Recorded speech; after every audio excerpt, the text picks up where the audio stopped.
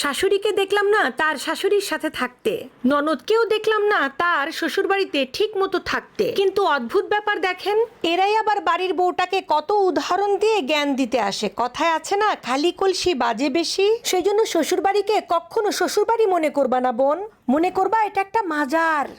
এখানে যারা থাকে তারা সবাই ওলিয়া উলিয়া পীর সত্যবাদী, শুধুমাত্র তুমি ইবলিশ।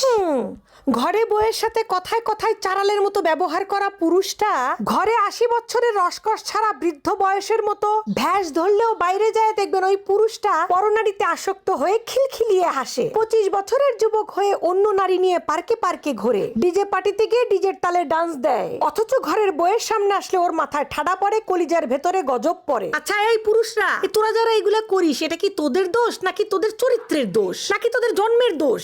কমেন্টে বলে দিস তো। আসলে স্বামী কালো হোক বা সাদা হোক ওইটা কোনো ব্যাপার না।